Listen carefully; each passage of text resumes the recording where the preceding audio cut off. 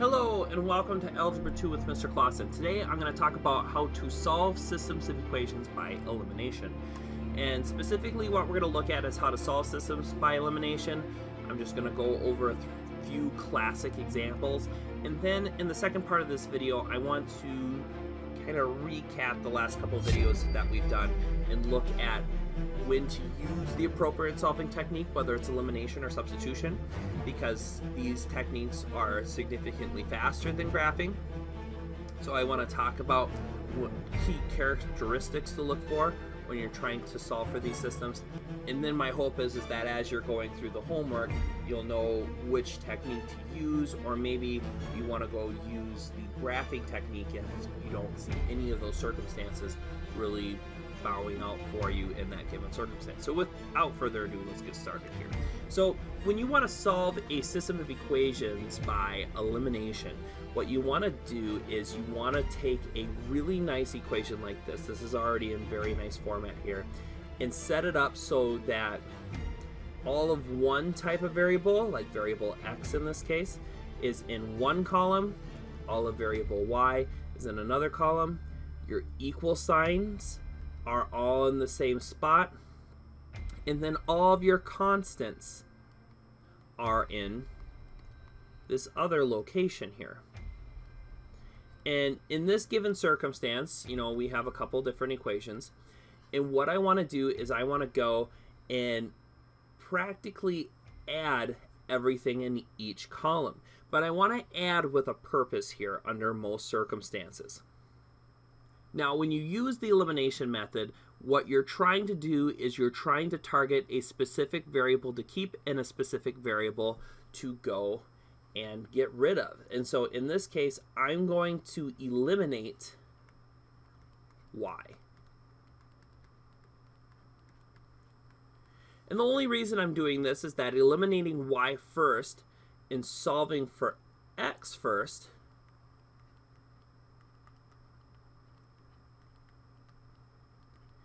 is conducive, because if I add everything in this column, the y's will cancel. And I'm going to just go quickly here and show you how this works, because if I go and I add all the x's here and go 2x, and then I add all the y's and get a 0y, and I add all the constants and get 14, what I would find is that 2x is equal to 14. And if I go and solve that out a little bit, I would find that x is equal to 7.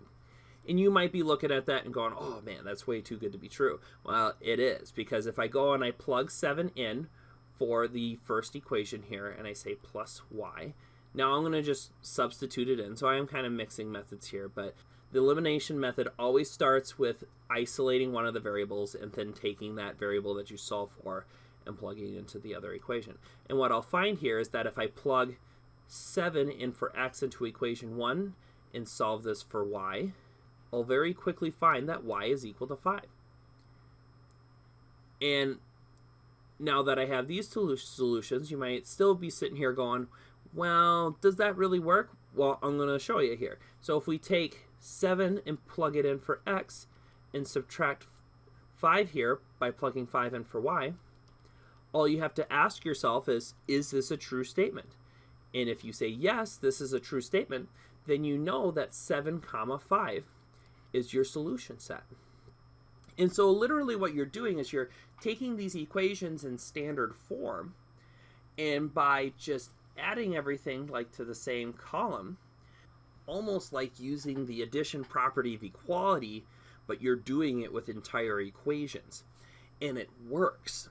And so if we want to look at another example here, this is a very nice example. This example lends itself very nicely to elimination type situation. So we have 2x minus 3y equals 6 and 6x minus 9y equals 9. But you notice that if I just start adding stuff to the columns, like, it's not going to work out the way that I want it to.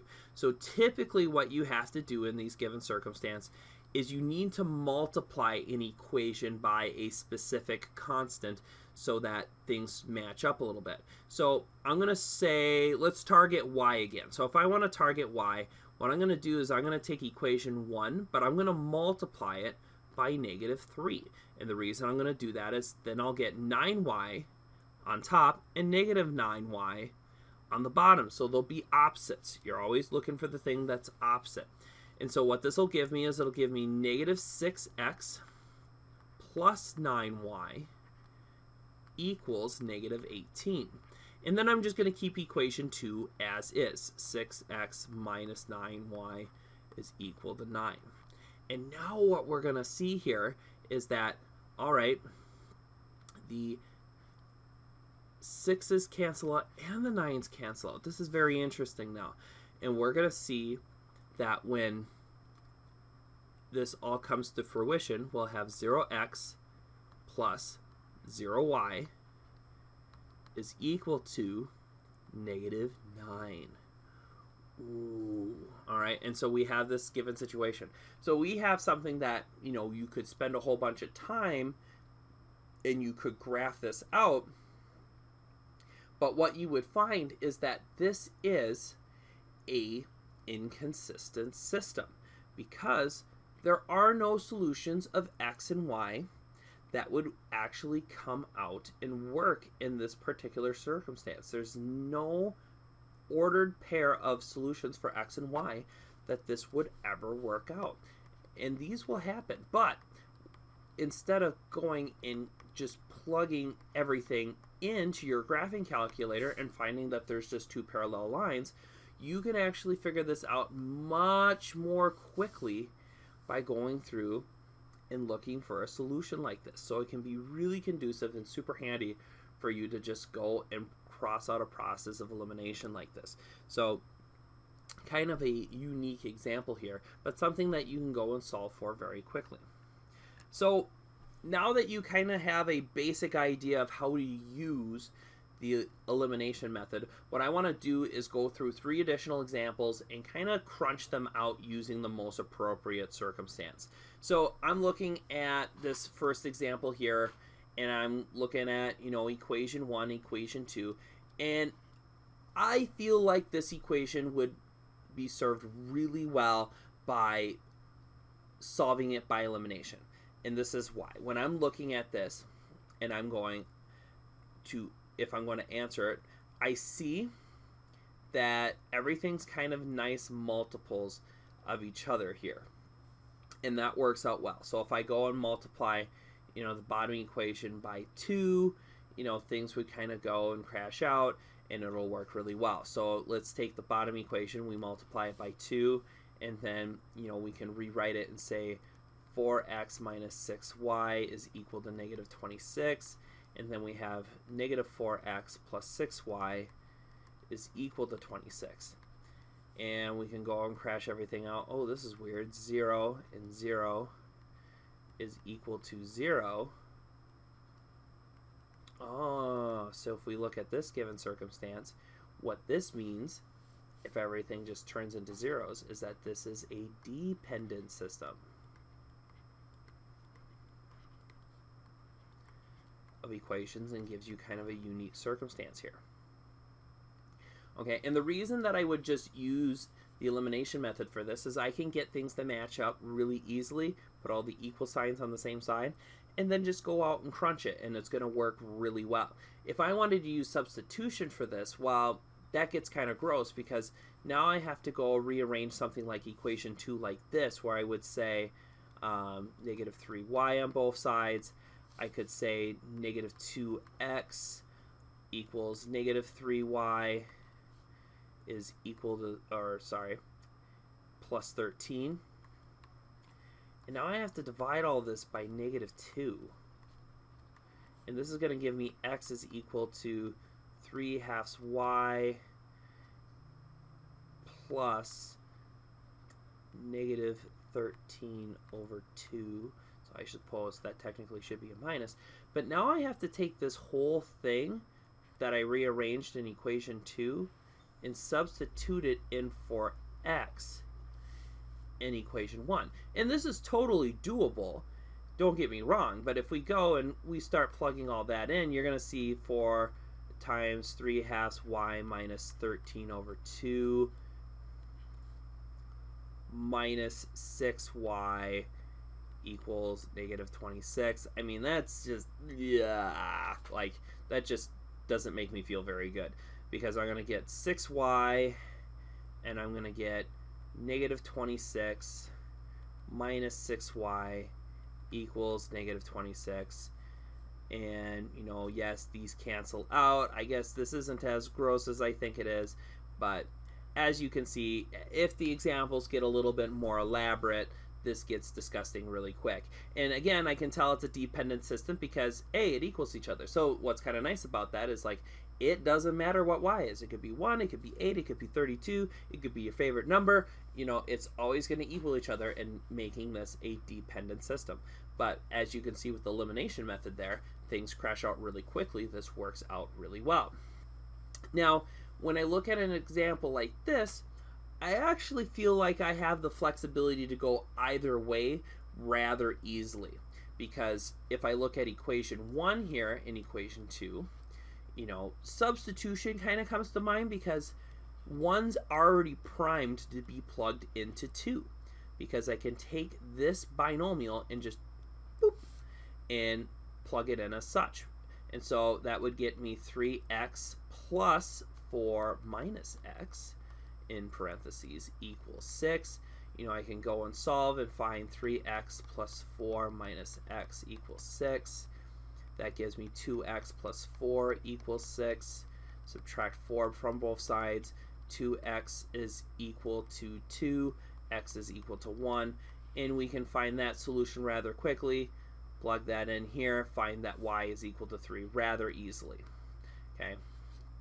Now, if I wanted to use elimination, I actually would say that elimination is super easy in this circumstance as well. The only thing that I have to do is I actually have to move the x over to the other side of the equation. And the only reason that I am saying this is the equal sign has to be in the same location for both equations. So if I go and rearrange the x, what that allows me to do is say x plus y is equal to 4. And then if we look at the second equation here, I'll have 3x plus y is equal to 6. And now that I have these equations here, I just have to look at one of these two equations and multiply it by negative 1. So I'm going to look at this equation here. I'm going to multiply the whole thing by negative 1. And what I'll do is I'll actually take this and write it down here. And so that'll give me negative x minus y equals negative 4. And I'll just plug in equation 2 as is. 3x plus y is equal to 6. And then I'm just going to go use the elimination method. So sometimes I'll just draw a bar like this. I'll get 2x.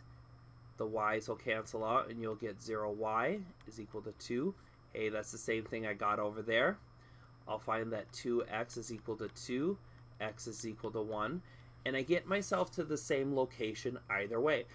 Both methods I would actually find rather conducive because it would be relatively simple to rearrange both equations in standard form and to solve accordingly, or it would be really easy to just substitute for minus x in for y into the second equation and again solve accordingly. This one I feel like you had the flexibility to go either way.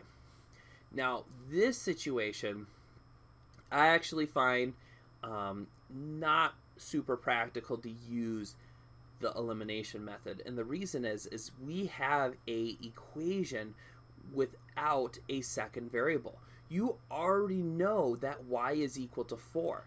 So in this given situation, I would find it very